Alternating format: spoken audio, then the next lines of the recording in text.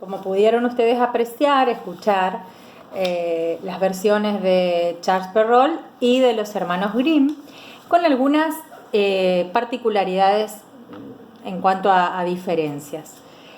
Por ejemplo, los hermanos Grimm explicitan en su texto la advertencia de la madre de ir rápido a la casa de la abuela antes de que anochezca, de no hablar con extraños, en este caso el lobo, de no desviarse del camino, de no desobedecer, de saludar a la abuela cuando llegara, es decir, las normas de cortesía propias de las niñas.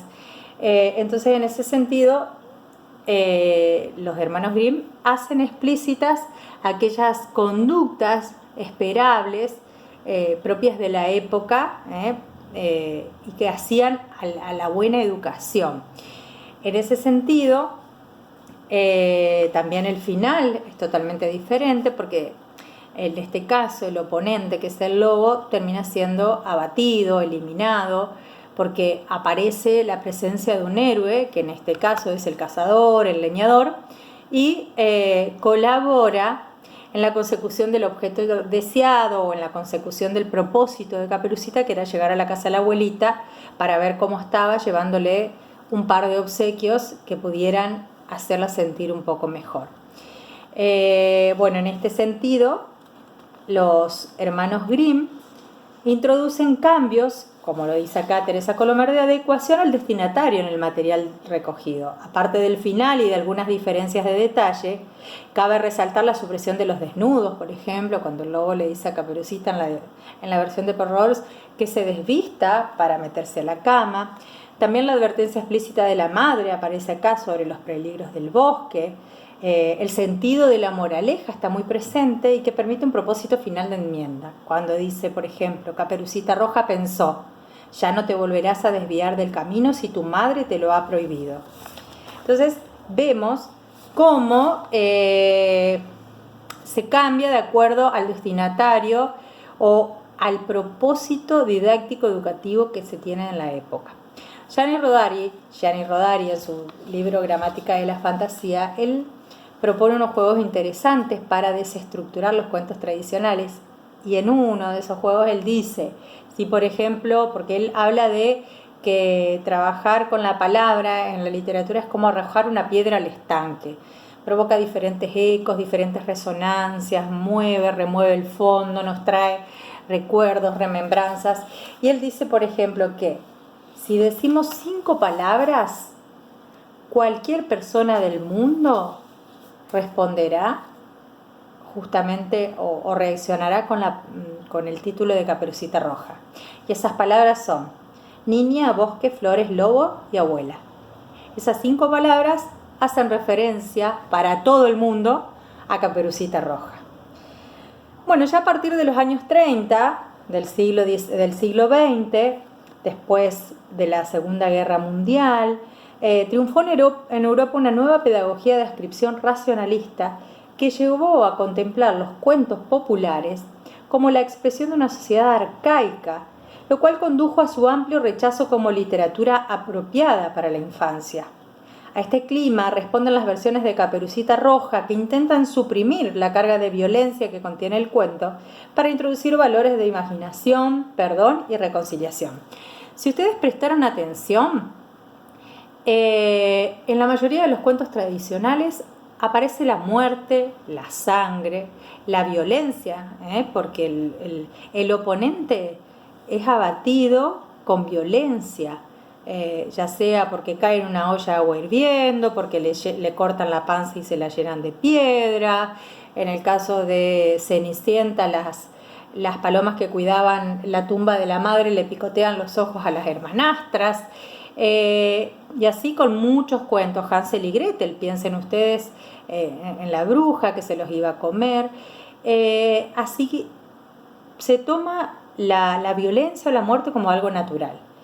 Pero las nuevas versiones, después de los años 40, del 1900, llevan a reducir un poco este nivel de violencia y poder incorporar aquellos elementos que tengan que ver con la imaginación, con el perdón, con la reconciliación, que sean mucho más accesibles y mucho más sensibles a la humanidad.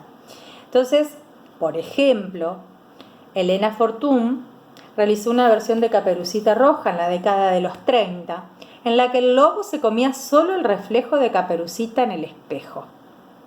En otras versiones, por ejemplo, la abuela no es devorada, sino que se esconde en un armario. En otras versiones, por ejemplo la del autor Antonio Robles, publicó en 1967 una versión en la que el lobo pasaba un año en la cárcel sujeto al régimen vegetariano y se hacía amigo de Caperucita Roja, quien había intercedido en su favor durante el juicio. En el prólogo de sus cuentos, Antonio Robles, mexicano él, dice: «Qué hermosa semilla para la serena justicia del mañana aprender a perdonar al lobo de la infancia».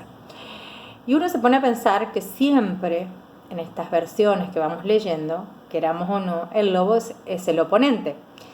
Y hay varios autores que dicen, siempre el lobo va a ser el malo si nos quedamos con la única versión de Caperucita. Entonces, en este sentido es que también van apareciendo estas actualizaciones narrativas para que el lector también se enfoque desde diferentes puntos de vista y aprenda a analizar cada uno de los personajes. El psicoanálisis también hace su aporte. Y Caperucita Roja, dice, para Caperucita Roja el retorno a los orígenes llevó aparejado un cambio, la sistemática preferencia de la versión de los Grimm por encima de la de Charles Perrault. El tipo de mensaje represivo y el castigo definitivo de Caperucita en la versión de Perrault resultaban inadecuados para los estándares modernos de la literatura infantil. Así, durante la década de los 80, se produjeron una gran cantidad de estudios críticos sobre la ideología social que transmiten estos relatos. Los principales surgieron de la crítica feminista. Por ejemplo, Sipes, una autora, dice que autores como Perrault y Grimm fueron escritores masculinos europeos que recogieron y proyectaron los valores de su sexo y de su época sobre un género literario convencional y que cambiaron el cuento popular de Caperucita para narrar una violación en la que la víctima es presentada, paradójicamente, como la culpable. Ya que la causa de la tragedia es el desconocimiento femenino sobre la necesidad de control, el cuento expresaría en realidad la culpabilización social de la mujer en las agresiones sexuales, el mito masculino de la mujer a quien gusta de ser seducida y violada. Estos análisis del cuento han resaltado que la visita a la abuela no se percibe como una verdadera misión de la protagonista, es decir, de Caperucita, sino que ésta se dirige a encontrarse con el lobo y a explorar su propia sexualidad y el rol de su conducta.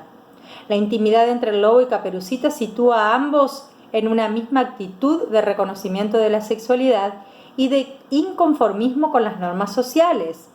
La desgracia de Caperucita provendría de la falta de aceptación de esa curiosidad y la sensualidad femenina en el orden patriarcal masculino.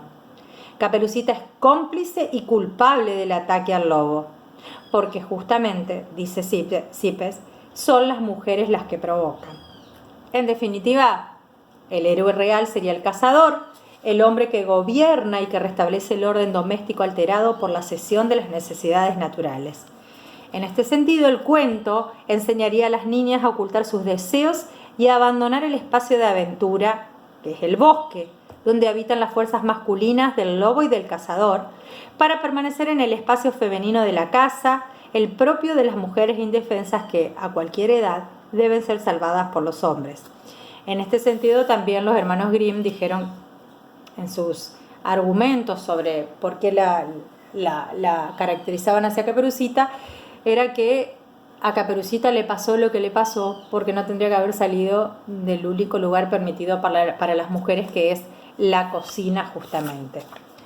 Tenemos también versiones con la nueva reformulación del cuento popular en la literatura moderna, con las diferentes versiones que tratan de suavizar esas temáticas de violencias, esas consecuencias dañinas, esos aspectos perjudiciales, para tratar de ser un cuento mucho más llevadero y de no tanta tensión que genere conflictos más fuertes. Bueno, hay varias versiones para trabajar. También hay versiones humorísticas, por ejemplo, cuando dice que Caperucita quería conseguir la piel del lobo, ¿sí? Entonces, bueno, el lobo después también esta versión de que se había quedado en la casa de la abuela, entonces el lobo recibe una carta de los abogados de Caperucita que dice: le escribimos en nombre de nuestra clienta, la señora Caperucita Roja, a propósito de su abuela. La señora Caperucita Roja nos dice que está usted ocupando la cabaña de su abuela sin el consentimiento de dicha señora. En todas estas versiones, bueno, el reflejo de las preocupaciones propias de la sociedad actual, el papel de la mujer, la ecología, el cambio de la perspectiva cultural. De a poco se van introduciendo aquellos temas que son justamente temas que circulan en la sociedad y que salen ya del rol inocente de los cuentos tradicionales, que, entre paréntesis, ningún cuento es inocente, por más tradicional que sea.